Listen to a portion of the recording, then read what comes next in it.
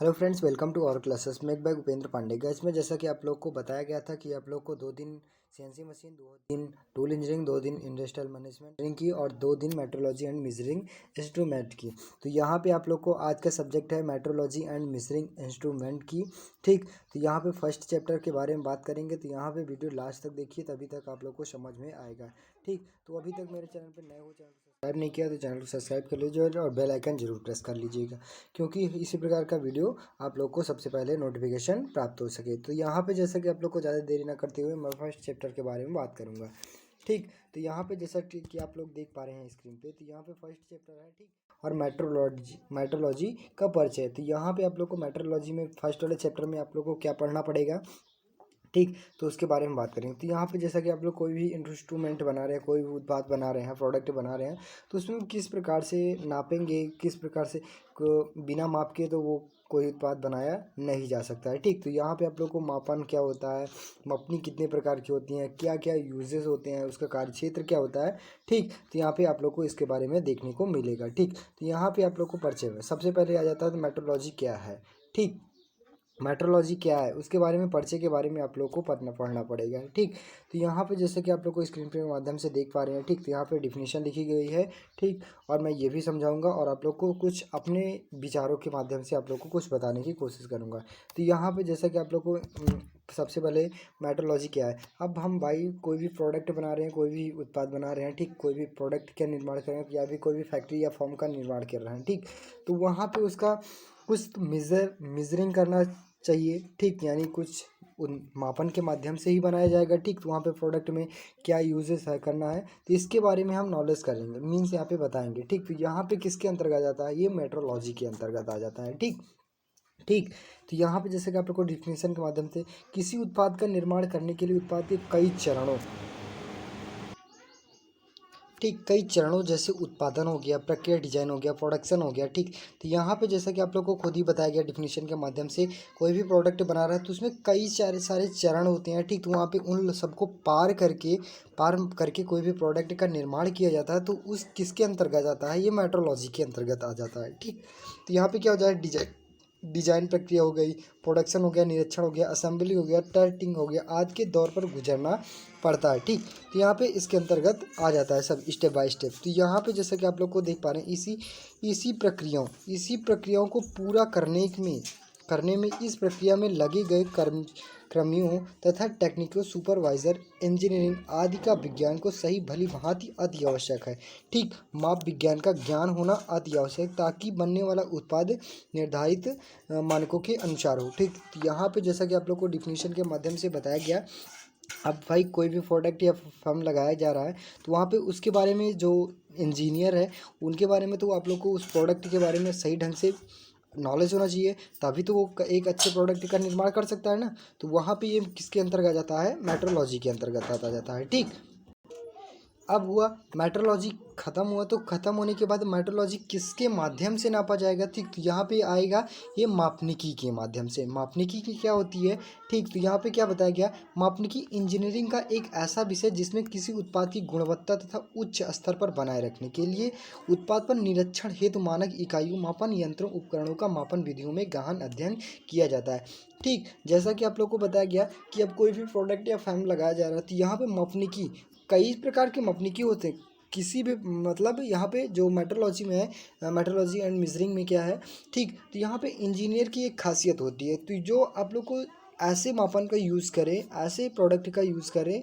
ठीक, कि ऐसे मापनी का यूज़ करें कि जहाँ से अच्छे और कम से कम समय में, ठीक, वो प्रोडक्ट को सही ढंग से बना सकें और सही ढंग से आकार दे सकें और सही ढंग से का निरीक्षण भी कर सकें, तो वो क्या आता है, मापनिकी के अंतर्गत आ जाता है। ठीक, यहाँ पे वो उसके किसके माध्यम से किया जाता है, मापनिकी के माध्यम से। ठीक, मेट्रोलॉजी के माध्यम से किया जाता है। ठीक, अब आता है, अब डिफिनीशन, रही बात डिफिनीशन की, तो डिफिनीशन आप लोग को जैसा कि आप लोग को दिखाया गया है, ठीक, नोट्स में।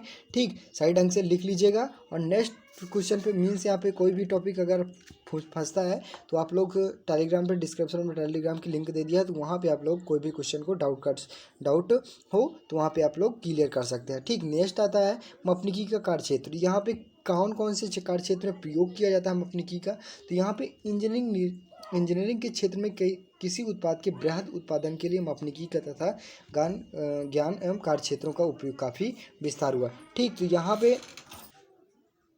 तो यहाँ पे क्या है मापनिकी का। तो यहाँ पे जैसा कि आप लोग को बताया गया डिफिनेशन के माध्यम से, तो यहाँ पे कौन कौन से क्षेत्र में प्रयोग किया जा रहा है, जैसा कि आप लोग स्क्रीन के माध्यम से देख पा रहे हैं, निरीक्षण के तौर पे। तो यहाँ पे मापनिकी का कार्यक्षेत्र का उपदेश आप लोग को जैसा कि बताया गया, ठीक। क्या काम होता है कि कोई भी प्रोडक्ट निरीक्षण करना है, तो यानी कोई भी प्रोडक्ट बन रहा है तो उसको किस प्रकार से चेक किया जा रहा है, किसके माध्यम से किया जाता है, मापनिकी के माध्यम से, मेट्रोलॉजी के माध्यम से किया जाता है, ठीक।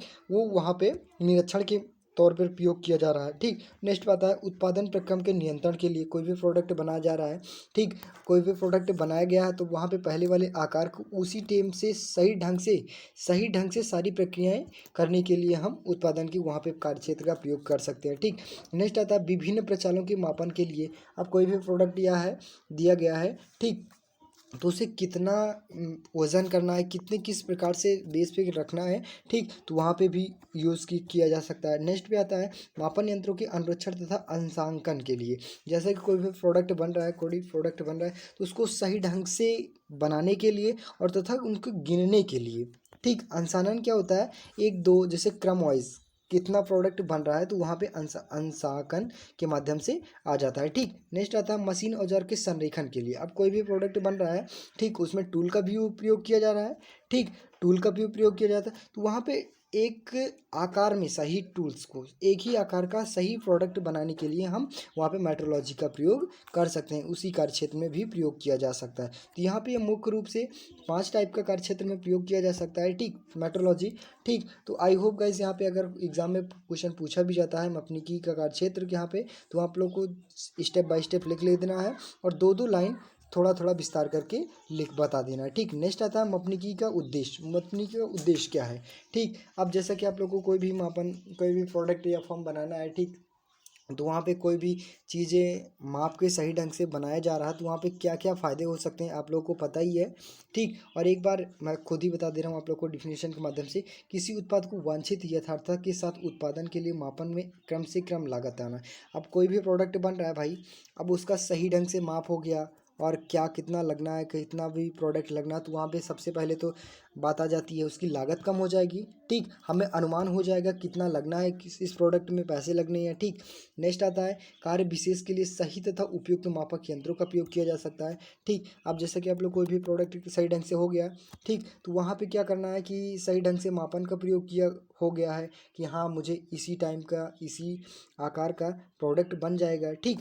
नेक्स्ट आता है मापन की नई नई आधुनिक विधियों तक तकनीकों का विकास होता है, ठीक। जैसा कि आप लोग कोई भी प्रोडक्ट बन गया, अब देख लीजिए कोई भी प्रोडक्ट बना रहे हैं, अब उसमें सही ढंग से आपको नॉलेज नहीं है, सही ढंग से नॉलेज नहीं है कि क्या करना है, कैसे यूज़ करना है। आप कहीं भी प्रोडक्ट को यूज़ कर पा रहे हैं तो वहाँ पे कुछ प्रकार की त्रुटियाँ आ जाए, अब उसमें अचानक परिवर्तन नहीं किया जा सकता भाई, ठीक। और कोई भी प्रोडक्ट बन भी गया है, बनाया भी गया है, तब वहाँ पे थोड़ा छोटा हो गया या फिर बड़ा हो गया तो वहाँ पे वो क्या हो गया, उत्पादक आपका ख़राब हो गया। और उसमें क्या हो गया, अगर वही सही ढंग से आपको सही ढंग से नॉलेज होगा यानी सही ढंग से आप लोग को पता होगा उस प्रोडक्ट के बारे में, तो क्या हो जाएगा, वही तो आएगा ना, उसका फ़ायदा यही तो होगा, उद्देश्य इसी के बारे में तो बताया जा रहा है ना। तो उसमें नई नई तकनीकी का उपयोग किया जा सकता है, ठीक। नेक्स्ट आता है जैसे कि आप लोग को मापन क्या होता है। अब मापनिकी क्या होती है और एक मापन क्या होता है, ठीक।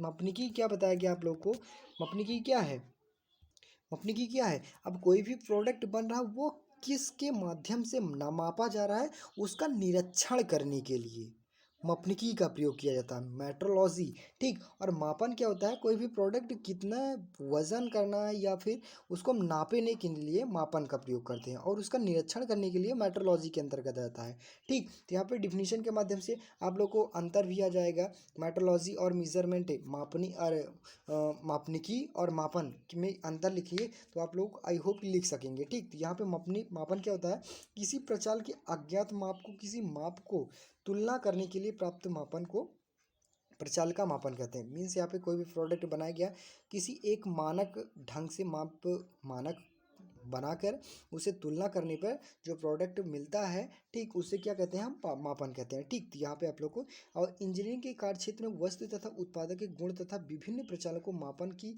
तरह से व्यक्त किया जा सकता है। जैसा कि आप लोग को कोई भी प्रोडक्ट बनाया गया तो वहाँ पे तुलना करना एक प्रोडक्ट से दूसरे प्रोडक्ट में, तो किसके माध्यम से किया जाएगा, आपको मापन के अंतर्गत किया जाता है। ठीक, अब यहाँ पे इसकी श्रेणियाँ कौन कौन सी होती है, तो यहाँ पे ये श्रेणियाँ इनकी मुख्य रूप से 3 प्रकार की होती है। जैसा कि आप लोग को डिफिनीशन के माध्यम से देख पा रहे हैं, तो यहाँ पे श्रेणियाँ किस प्रकार से बांटी गई, अब इसका यूजेस क्या होता है। ठीक, यहाँ पे अब कोई भी प्रोडक्ट बनाया गया, फॉर्म या कोई भी प्रोडक्ट उत्पाद बनाया गया, तो वहाँ पे किस वेद से नंबर 3 माध्यम से, फर्स्ट सेकंड थर्ड, तो वहाँ पे तीनों माध्यम से आप लोग को वो प्रोडक्ट के मापने के लिए हम प्रयोग किया जाएगा। ठीक, तो यहाँ पे जैसा कि आप लोग कुछ जटिल प्रकार की मापन यंत्रों में किसी एक माप के लिए एक से अधिक बार रूपांतरित करना पड़ता है। इसी रूपांतरण के आधार पर मापन को निम्न 3 श्रेणियों में बांटा गया। अब कोई भी प्रोडक्ट बनाया जा रहा है, ठीक, तो वहाँ पे कुछ प्रकार की त्रुटि हो सकती है। फर्स्ट वाले में निकली गई, मापन किया गया, तो हो सकता है आपको 5% का त्रुटि हो गई। ठीक, अब इसको कम करने के लिए आपको सेकंड मापन का प्रयोग किया जाता है, उसमें 2.5% की त्रुटि हो गई। ठीक, अब नंबर थर्ड वाले में क्या हो गया, थर्ड वाले में मापन किया जाएगा तो एकदम शुद्ध प्रकार से, एकदम प्योर आपको परसेंट मीन्स यहाँ पे कोई भी त्रुटि नहीं होने के लिए इसी के माध्यम से आप लोग को 3 माध्यम से मापन का प्रयोग किया जाएगा। 3 श्रेणियों में, ये अलग अलग श्रेणियों में किया गया। तो आई होप गाइज यहाँ पे आप लोग को श्रेणियाँ अलग अलग मैं कल बताऊंगा, यानी नेक्स्ट लेक्चर्स में बताऊंगा। तो ये लेक्चर्स आप लोगों को सभी ढंग से समझ में आया होगा।